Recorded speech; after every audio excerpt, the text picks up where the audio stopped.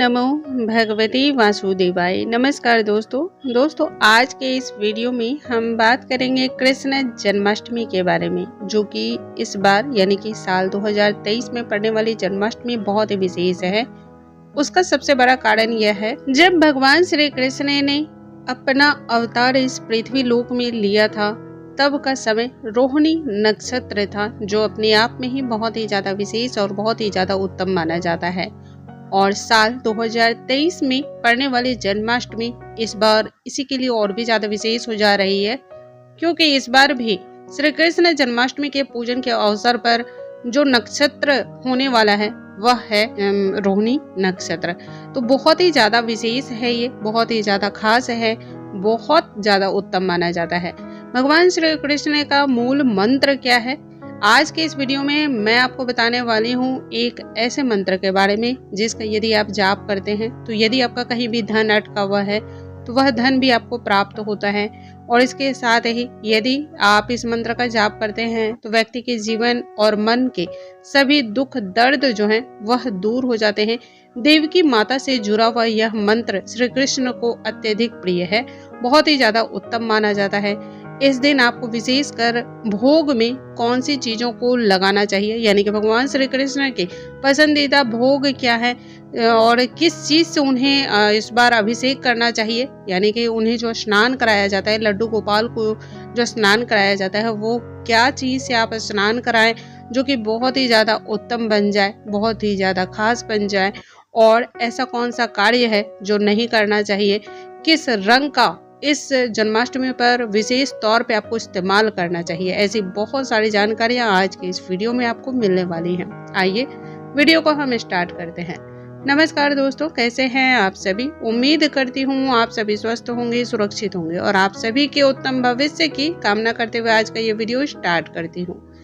दोस्तों, जैसा कि हम सभी जानते हैं, भगवान श्री कृष्ण ने द्वापर युग में जन्म लिया था और भगवान श्री कृष्ण जो है भगवान विष्णु का ही 8वां अवतार है, बहुत ही ज्यादा उत्तम माना जाता है। भगवान श्री कृष्ण ने द्वापर युग में जन्म लेकर अनेक प्रकार के कार्य किए हैं, जिसमें कंस वध से लेकर के द्रौपदी के चीर हरण तक का जो भी समय है, महाभारत में गीता उपदेश से लेकर के कर्म भूमि का जो उपदेश है, अनेक प्रकार के कार्य जो है द्वापर युग में किए गए हैं। इसलिए देवकी नंदन जो है अपने आप में ही बहुत ही ज्यादा विशेष माने जाते हैं।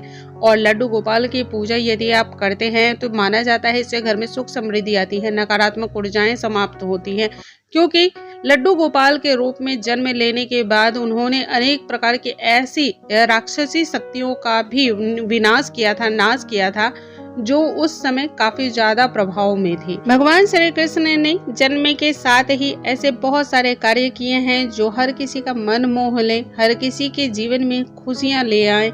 जीवन में संतान की यदि प्राप्ति ना हो रही हो तो भी लड्डू गोपाल की पूजा करें, संतान की प्राप्ति होती है।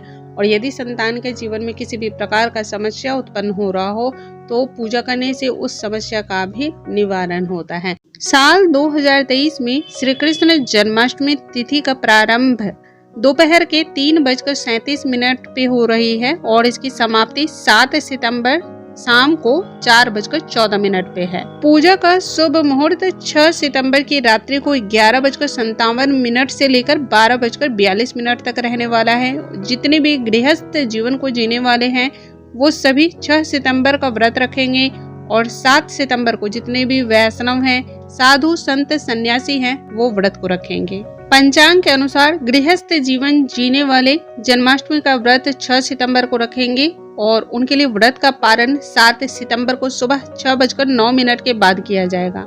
वहीं इस्कॉन के अनुसार 7 सितंबर को व्रत रखने वालों के लिए पारण का समय 8 सितंबर की सुबह 6:02 पर होने वाला है। जन्माष्टमी का त्योहार अर्धरात्रि में विशेष कर मनाया जाता है। दिन भर आपको भगवान श्री कृष्ण के निमित्त पूजा का संकल्प ले लेना है, मानसिक रूप से भगवान श्री कृष्ण का ध्यान करना है, उनके मंत्रों का जाप करना है। पूजा में पीले पुष्प, पीले वस्त्र वगैरह का इस्तेमाल करना बहुत ही ज्यादा शुभ माना जाता है। और यदि किसी भी कारणवश आप पूजा में इन चीज़ों का इस्तेमाल ना कर पाएँ तो उस प्रकार के भाव का इस्तेमाल ज़रूर करना चाहिए। याद रखें, आपके भाव बहुत ही सच्ची होनी चाहिए, श्रद्धा के साथ होनी चाहिए, किसी भी प्रकार का दिखावा या आडंबर नहीं होना चाहिए। कहते हैं जन्माष्टमी वाले दिन आपको गौ माता की भी विशेष तौर पे पूजा करनी चाहिए।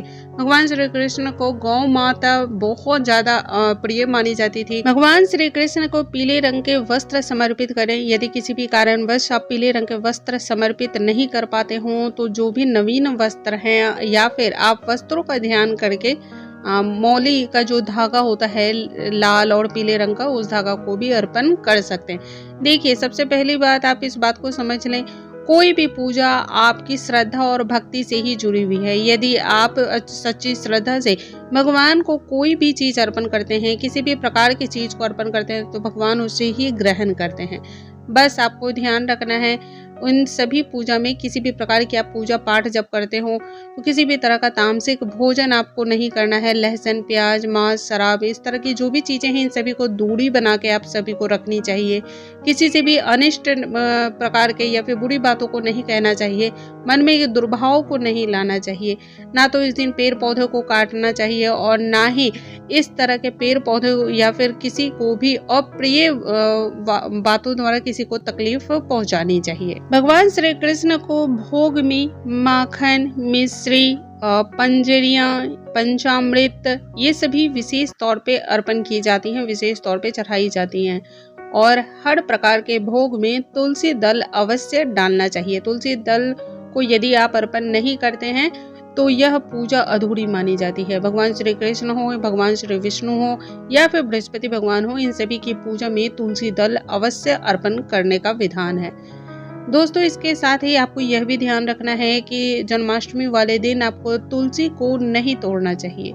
आप एक दिन पहले ही तुलसी के पत्र को तोड़ करके रख लें और उसके बाद दूसरे दिन आप इसका इस्तेमाल करें। इस दिन भगवान श्री कृष्ण के निमित्त आप मोर का पंख या फिर बांसुरी घर पर लेकर आएं, इसे बहुत ही ज्यादा शुभ माना जाता है। कहा जाता है यदि आप जन्माष्टमी के अवसर पर मोर का पंख या फिर बांसुरी को घर लेकर आते हैं तो इससे आपके घर में जो भी नकारात्मक ऊर्जाएं हैं वो समाप्त होती हैं, या फिर जो निगेटिविटी हमेशा बनी रहती है, तनाव का माहौल रहता है, वह भी धीरे धीरे खत्म होने लगता है। और इस दिन भगवान श्री कृष्ण की पूजा में आपको गंगा जल से स्नान कराना चाहिए। भगवान श्री कृष्ण को पंचामृत से स्नान कराना चाहिए, दुग्ध से स्नान कराना चाहिए, शंख के जल के प्रयोग से भी आपको लड्डू गोपाल का स्नान कराना चाहिए, इत्र के जल से भी स्नान कराना चाहिए। बहुत ज्यादा उत्तम माना जाता है। भगवान श्री कृष्ण की जब पूजा आप करने जा रहे हो उस समय सर्वप्रथम आप अपनी प्लेट में या फिर जहाँ पर आप लड्डू गोपाल को स्थापित करना चाहते हो, सर्वप्रथम वहाँ पर तुलसी दल रखें और उसके ऊपर लड्डू गोपाल को स्थापित करें। जन्माष्टमी वाले दिन आपको गौ माता की सेवा करनी चाहिए, गौ माता को कुछ न कुछ खिलाना चाहिए। बहुत ही ज्यादा ये शुभ माना जाता है, क्योंकि भगवान श्री कृष्ण को गायें जो है वो बहुत ही प्यारी लगती थी और वो गौ के साथ अपने बहुत ही ज्यादा समय को बिताया भी करते थे। गौ माता का इस दिन पूजन पाठ करना भी विशेष माना जाता है।